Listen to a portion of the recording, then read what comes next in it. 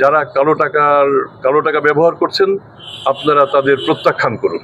সামনে একটা ভালো নির্বাচন যাতে হয় সেজন্য তো সরকার প্রতিশ্রুতিবদ্ধ। অন্তর্বর্তী সরকারের প্রধান প্রফেসর ইউনূস বারবার বলেছেন যে সামনে একটা উৎসবমুখর ভালো নির্বাচন যাতে হয়, সেই প্রতিশ্রুতি আমরা স্পষ্ট দেখতেই পাচ্ছি। আর যদিও এই নির্বাচন আলাপ দুদকের বিষয়বস্তু না, তারপরে নাগরিক হিসেবে আমরা কিন্তু দেখতে পাচ্ছি যে নির্বাচনের প্রস্তুতিও সরকার গ্রহণ করছে। এটা যে আমরা আশা করবো নির্ধারিত সময় নির্বাচন হবে, এটা আমাদের প্রত্যাশা। যদিও প্রথমত আমি যেহেতু গণক না, কাজেই আমি এখন পর্যন্ত যেটা আমি বুঝতে পারছি সেটা হচ্ছে নির্বাচন সময় মতোই হবে, একদম নির্ধারিত সময় নির্বাচন হবে আমার ধারণা। তার আগে আমি ওই জায়গাটা থেকে সরে যেতে চাই। যদি নির্বাচন হয় না, নির্বাচন হবে। নির্বাচন হলে টাকা পয়সা খরচ করতে একটু বেড়ে যায় বিভিন্ন কারণে, নির্বাচনী প্রচারণা, আমাদের দেশে ভোটার ক্রয় করারও একটা প্রবণতা আছে।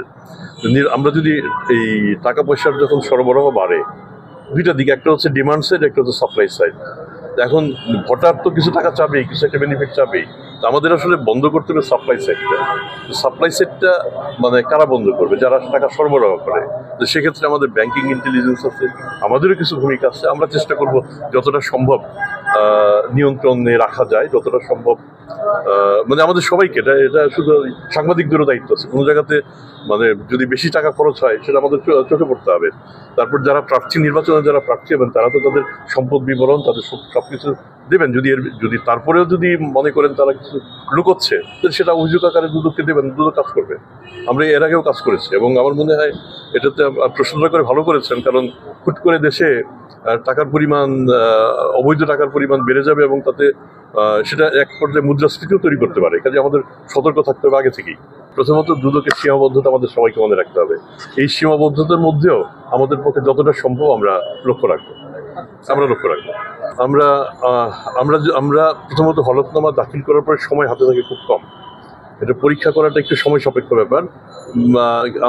আমার মনে হয় মিডিয়ায় আমাদের এই কাজটা করতে পারে। কারো যদি শুরুতেই দাখিল করার সময় আপনাদের মনে হয় যে অবিশ্বাস্য রকম কম সম্পদ দাখিল করা হয়েছে এবং বাস্তবে তার সম্পদ অনেক বেশি, এটার সাথে সাথে আপনারা রিপোর্ট করবেন, আমরা আমাদের মতো করে কাজ শুরু করবো। প্রথমত কালো টাকা গ্রহণযোগ্য টাকা নয়, এটা তো রাষ্ট্র একাধিকবার বলেছে।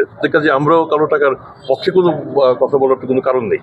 আমরাও চাবো যে কালো টাকার ব্যবহার এবং কালো টাকার প্রচার যেন না থাকে, সেটি আমরা চাবো। আমার মনে হয় বর্তমান আমাদের দুর্নীতি দমন কমিশনের উপর আপনাদের সম্ভবত কিছুটা আস্থাও আছে। যদি সেই আস্থা থাকে আমরা চেষ্টা করবো আপনাদের সেই আস্থাটা রক্ষা করতে। আমি তো না হওয়ার কোনো কারণ দেখি না। সরকার প্রতিশ্রুত এবং সরকারের প্রস্তুতিও চলছে। আমাদের আইন কানুন ঘেঁটে দেখতে হবে যে শুধুমাত্র যেমন ধরেন আমরা যদি অভিযুক্ত হয়ে থাকেন, অভিযুক্ত যদি সাজাপ্রাপ্ত হয়ে থাকেন এবং সাজার একটা লিমিট আছে কোন পর্যন্ত সাজা, তো সেক্ষেত্রে এই অংশটুকু করবে নির্বাচন কমিশনের যে আইন, সেই আইনে আমরা শুধু তাদেরকে তথ্যটা আমরা দিতে পারবো যে এর বিরুদ্ধে এই মামলা আছে কিংবা এই সাজা হয়েছে। আমরা নিশ্চয়ই এটা ভূমিকা রাখতে চেষ্টা করব। আপনারাও বরং আগে থেকে কেন আওয়াজ তুলেন না যে আমরা দুর্নীতিগ্রস্ত এমপি পদপ্রার্থী চাই না। আপনারা নিজেরাই সেই আওয়াজটা করেন ভালো করে। তারপরে দেখবেন যে নির্বাচন কমিশন, দুদক, আমরা আরো বেশি সক্রিয় হবো এবং সতর্ক থাকবো। প্রথমত কালো টাকা নিয়ে নির্বাচনে আসার সুযোগ নেই, একদমই নেই। কিন্তু তারপরেও যদি কেউ আসে আইনের ফাঁক ফোকর গলিয়ে আপনারা ধরিয়ে দেবেন, আমরা আমাদের মধ্য থেকে যতটা সম্ভব আমরা কাজ করে যাব। শুধু দুদক কেন, বাংলাদেশে অনেক প্রতিষ্ঠান আছে যারা এই কালো টাকার যারা মালিক তাদের বিরুদ্ধে কাজ করে যাচ্ছে। বাংলাদেশ ব্যাংক থেকে শুরু করে অর্থ মন্ত্রণালয়, বিএফআইইউ এবং আইন শৃঙ্খলা বাহিনী সহ বিভিন্ন প্রতিষ্ঠান তাদের বিরুদ্ধে কাজ করছে।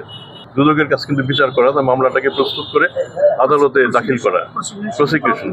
এখন বাকি বিষয়টা যেসব মামলা আদালতে দাখিলকৃত এবং মামলা চলমান, সেক্ষেত্রে যদি তারিখগুলি ঘন ঘন তারিখ করে, তাহলে আমরা আশা করতে পারেন খুব দ্রুত রায় হবে। আর যদি সেক্ষেত্রে আদালত যদি দীর্ঘ সময় নেয় তাহলে দেরি হবে। তো আমরা প্রত্যাশা করবো এবং আমরা সংবেদনশীল সকলকেই বলবো যেসব মামলা আমরা ইতিমধ্যে দাখিল করেছি সেগুলির নিষ্পত্তি যেন তাড়াতাড়ি হয় এবং জাস্টিস জন্য সবার জন্যই হয়। আমরা পরিকল্পনা করব। আমি তো আগেই বললাম যে দুদকের একটা স্পেসিফাইড জব আছে, আমরা এর বাইরে যাওয়ার সুযোগ আমাদের খুব কম। তারপরে আমরা সজাগ থাকতে চেষ্টা করব যাতে নির্বাচনকালীন কালো টাকার ছড়াছড়ি নিয়ন্ত্রণে রাখা যায়। আমি রাজনীতির মানুষ নই এবং আমার প্রতিষ্ঠান সেই অর্থে রাজনীতির সাথে জড়িতও নয়। কাজে এই ধরনের বিষয়ে আমার মনে হয় সুনির্দিষ্ট মন্তব্য নির্বাচন কমিশন করতে পারবে। তো আমি সঙ্গত কারণে নাগরিক হিসেবে আমি প্রত্যাশা করব নির্বাচনে সবাই যেন অংশগ্রহণ করেন। একদম সুনির্দিষ্ট এক কথায় বাণী, যারা কালো টাকা ব্যবহার করছেন আপনারা তাদের প্রত্যাখ্যান করুন।